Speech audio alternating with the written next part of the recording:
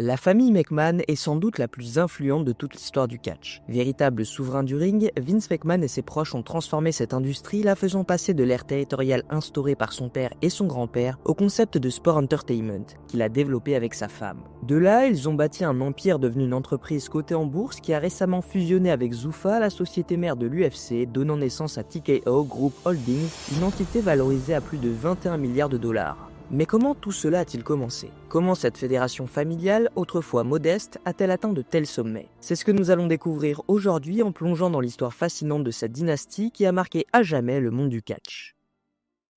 Tout commence à Manhattan, New York, le 29 octobre 1882, avec la naissance de Roderick James McMahon, descendant du clan Thomen McMahon d'Irlande de l'Ouest. Fils d'immigrés irlandais nommés Roderick Senior et Elizabeth. Roderick a très rapidement hérité du sens des affaires de son père, propriétaire d'un hôtel. Travailleur acharné dès son plus jeune âge, il parvient en 1909 à devenir avec son frère Edward partenaire de direction du Olympic Athletic Boxing Club, où ils font régulièrement combattre de jeunes boxeurs noirs à une époque où peu d'autres leur donnaient cette opportunité.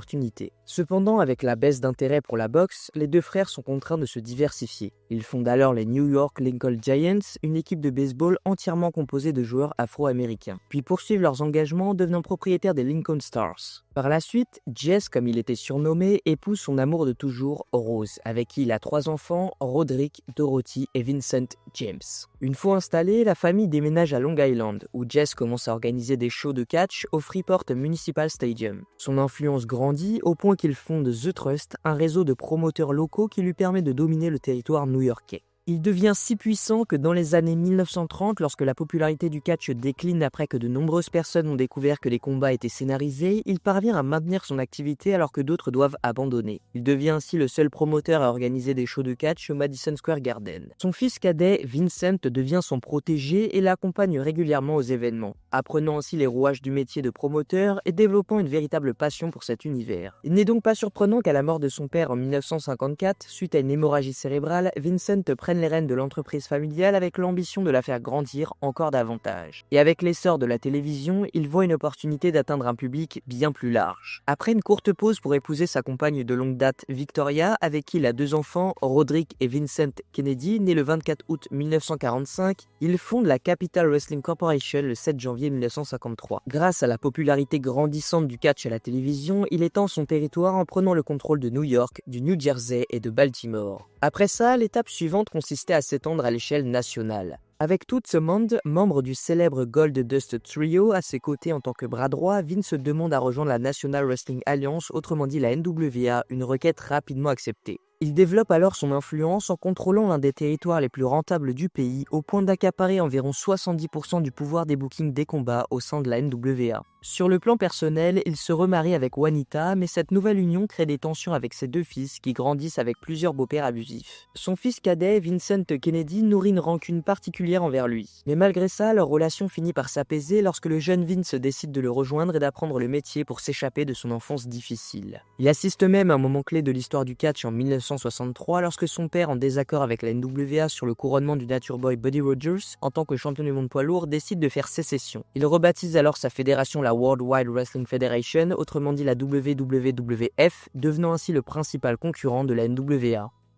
Assez rapidement, grâce à leur emplacement stratégique à New York, la WWF devient l'endroit où être pour tout catcheur souhaitant décrocher un gros salaire. Cela est d'autant plus vrai que Vincent McMahon Senior fait partie des rares promoteurs de l'époque à partager les recettes des billets avec ses lutteurs. Cette pratique lui vaut un immense respect de la part de ses pairs. Cependant, cela ne signifie pas qu'il s'éloigne des traditions du catch. En effet, comme la plupart des promoteurs de son époque, il refuse d'apparaître à l'écran, estimant que son rôle est de rester en coulisses pour organiser les shows. Il se montre également réticent à l'idée que ses catcheurs participent à des activités extérieures au catch, comme le cinéma. Cette position entraîne d'ailleurs une brouille avec Hulk Hogan lorsque celui-ci décroche un rôle dans Rocky III en 1982. Donc mis à l'écart du territoire de New York, Hogan rejoint alors l'American Wrestling Association de Vern Gagne pendant un temps, le temps que les tensions s'apaisent. Pendant ce temps, au sein de la WWF, Vince McMahon Jr. prépare son avenir. Son père, désormais sexagénaire, commence à envisager la retraite après avoir appris qu'il avait un cancer du pancréas. Ainsi, lorsque son fils lui propose de racheter la promotion, il accepte, à une seule condition, que Vince Jr. respecte les frontières territoriales en vigueur dans l'industrie du catch et ne tente pas d'empiéter sur les territoires d'autres promoteurs. Mais le jeune Vince Jr. a des ambitions bien plus grandes. Et après la mort de son père survenue le 24 mai 1984 des suites de son cancer, il met en œuvre son projet d'expansion nationale. Il commence alors à s'attaquer aux autres territoires du pays, débauchant leurs plus grandes stars en leur offrant des contrats lucratifs et une exposition télévisée mondiale. Parmi ces recrues, la plus emblématique est Hulk Hogan. C'est à cette période que la World Wide Wrestling Federation change de nom pour devenir la World Wrestling Federation. Sous l'impulsion de Vince Jr., la fédération connaît une ascension fulgurante et devient un phénomène culturel planétaire au milieu des années 80. Porté par des personnages hauts en couleur comme Hulk Hogan, Macho Man Randy Savage et l'Ultimate Warrior pour ne citer que. La WWF adopte alors un style inspiré des super-héros de dessins animés, rompant ainsi avec les traditions du catch pour se diriger vers du divertissement. Cette évolution provoque la colère des promoteurs traditionnels dont beaucoup peinent à s'adapter aux nouvelles tendances. Et incapables de rivaliser avec la vision moderne de McMahon, nombre d'entre eux finissent par disparaître, tandis que lui devient l'unique force dominante du milieu. En effet, dès la seconde moitié des années 80, la WWF s'impose comme la référence absolue du catch, notamment grâce au succès retentissant du tout premier WrestleMania. Cet événement qui attire l'attention des médias du monde entier bénéficie de la participation de célébrités comme Mr. T et Cyndi Lauper. Vince McMahon savoure alors son triomphe qui aurait bien pu s'arrêter après cette soirée-là, basée sur la célèbre expression « all-in ». Quoi qu'il en soit, ayant réussi son pari, McMahon savait que son entreprise avait définitivement changé le paysage du catch et qu'elle était désormais synonyme de cette industrie. Toujours soucieux de garder les affaires en famille, il implique sa femme Linda en tant que co-directrice générale de l'entreprise. Le couple prépare également la prochaine génération en intégrant leurs enfants Shane Brandon et Stephanie Mary, nés respectivement le 5 janvier 1970 et le 24 septembre 1976 aux activités de la WWF. Dans un premier temps, ils occupent des postes en retrait, travaillant en tant qu'arbitre ou modèle pour la promotion des produits dérivés. À l'écran, Vince McMahon se limite dans un premier temps au rôle de commentateur, son statut de propriétaire de la compagnie n'étant jamais mentionné officiellement. Cette situation change toutefois en 1994 lorsqu'il est inculpé par le gouvernement fédéral pour distribution présumée de stéroïdes anabolisants à ses catcheurs. Finalement, faute de preuves suffisantes, il est acquitté de toutes les charges. Néanmoins, cette affaire ne fait qu'aggraver la crise que traverse alors la WWF en plein déclin après l'âge d'or des années 80. Beaucoup de ses plus grandes stars ont quitté la fédération pour rejoindre la WCW, séduites par les contrats plus lucratifs offerts par le mania des médias Ted Turner. Face à cette situation, Vince McMahon et sa famille n'ont d'autre choix que d'innover. À la fin des années 90, la WWF entre en guerre contre la WCW dans ce qui deviendra la légendaire Monday Night War. C'est durant cette période qu'elle amorce un virage radical en lançant l'Attitude Era, une ère marquée par un contenu plus brutal, provocateur et ancré dans la culture populaire. Ce changement entraîne un second âge d'or encore plus lucratif que le précédent, notamment grâce à l'émergence de nouvelles stars telles que Stone Cold Steve Austin et The Rock. Mais l'un des tournants les plus marquants de cette période reste la transformation de Vince McMahon en personnage à part entière à l'écran. Après l'inoubliable Montréal Screwjob, il devient une figure d'autorité machiavélique, cherchant désespérément à empêcher son rival Steve Austin de conserver le titre de champion de la WWF. Ce scénario donne naissance à l'une des plus grandes rivalités de l'histoire du catch, captant l'attention des millions de téléspectateurs chaque semaine, impatients de voir Austin prendre une revanche sur son patron. Ce succès inespéré permet à la compagnie de surpasser la WCW dans les audiences et de se sauver de la faillite imminente qui menaçait l'entreprise en 1997.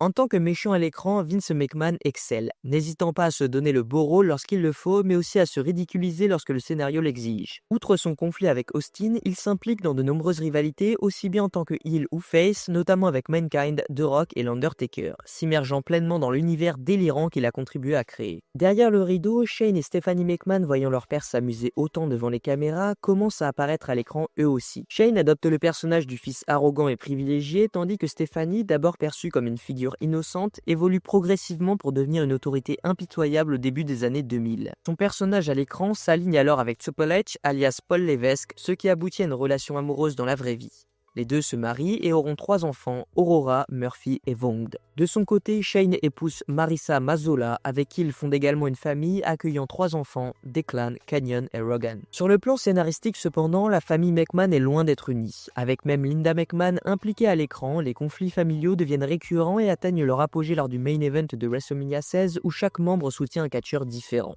Vince accompagne le Rock, Linda soutient Mick Foley, Shane est aux côtés du Big Show tandis que Stephanie soutient son mari Triple H. Après ça, Shane McMahon finit par devenir un catcheur occasionnel, inspiré par son père qui lui-même participe à quelques combats marquants comme celui contre Steve Austin à St. Valentine's Day Massacre en février 99. Motivé, Shane se lance alors dans des matchs mémorables contre Test, Big Show et Kurt Angle. Rapidement, Stephanie suit également cette voie et devient même championne féminine de la WWF après avoir battu Jacqueline lors de l'épisode de SmackDown du 28 mars 2000, défendant ensuite son titre pendant un temps avant de se retrouver impliquée dans une rivalité avec Trish Stratus, maîtresse de Vince McMahon à l'écran. Tous ces événements mèneront alors à l'ultime rivalité familiale des McMahon. En mars 2001, Vince McMahon frappe un grand coup en rachetant sa concurrence, devenant ainsi le seul propriétaire de la WCW et mettant officiellement fin à Monday Night Wars. Mais cette victoire n'est que le début d'une nouvelle storyline, celle de l'invasion.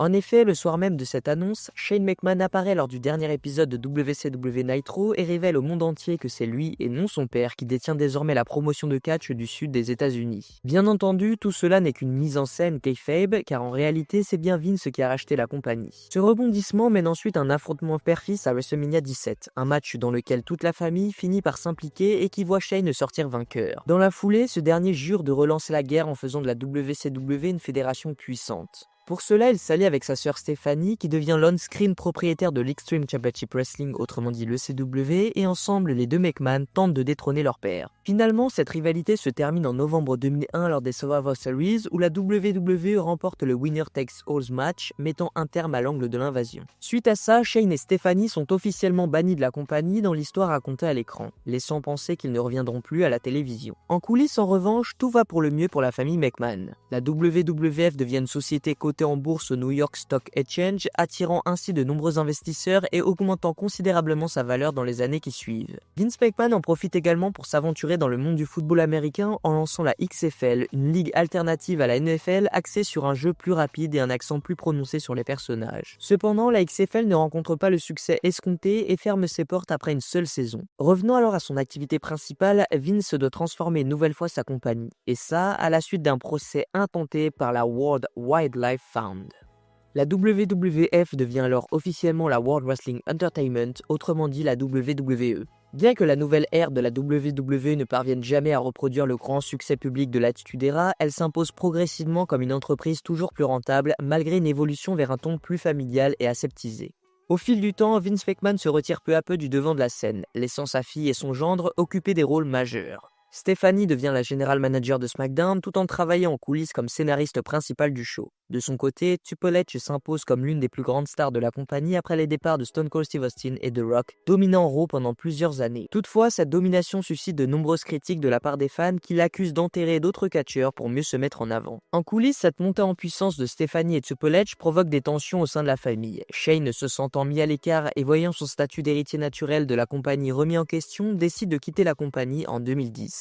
Il se tourne alors vers le monde des affaires et devient PDG de plusieurs entreprises spécialisées dans la vidéo à la demande et le haut débit en Chine, notamment China Broadband Inc. et You On Demand. Pendant ce temps, la WWE continue d'évoluer. Après la tragédie impliquant Chris Benoit en 2007, l'entreprise opte pour une orientation plus familiale, la PG Era, ce qui lui permet d'attirer de grands sponsors et d'augmenter ses profits, même si une partie des fans critique cette nouvelle direction, arguant que la qualité des shows est devenue médiocre. Mais le changement de ton ne résulte pas uniquement de l'affaire Benoit.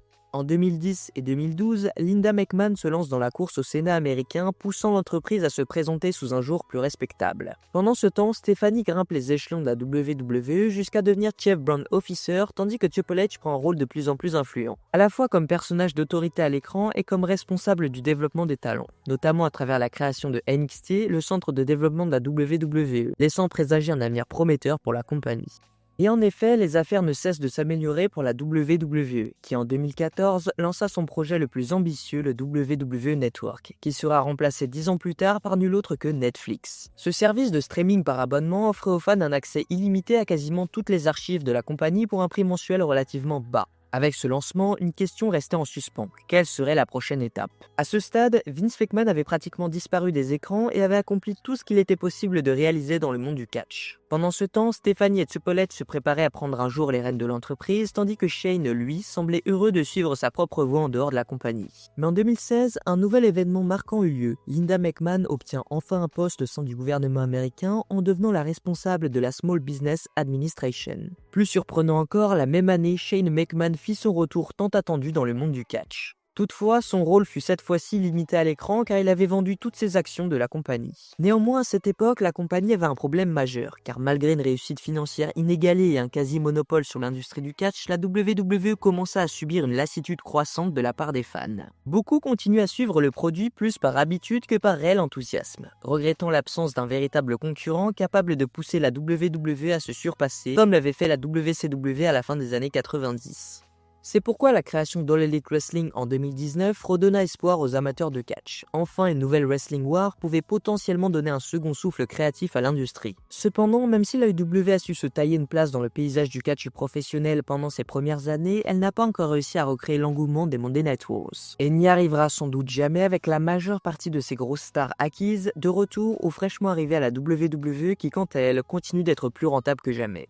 Mais alors que tout semblait tracé pour l'avenir de la compagnie avec Triple H et Stephanie aux commandes après le départ de Vince, des bouleversements internes sont venus remettre ses plans en question. Après l'échec de NXT face à l'AEW lors des guerres des mercredis soirs à leur début, Triple H perdit une grande partie de son influence en coulisses et se retrouva relégué à un rôle incertain, d'autant plus fragilisé par des problèmes de santé dont une crise cardiaque en 2021. Mais l'échec de NXT face à l'AEW était surtout de la faute de Vince, car l'AEW, il faut le reconnaître, dans leur début, nous proposait un excellent produit ainsi qu'une alternative agréable à la WWE.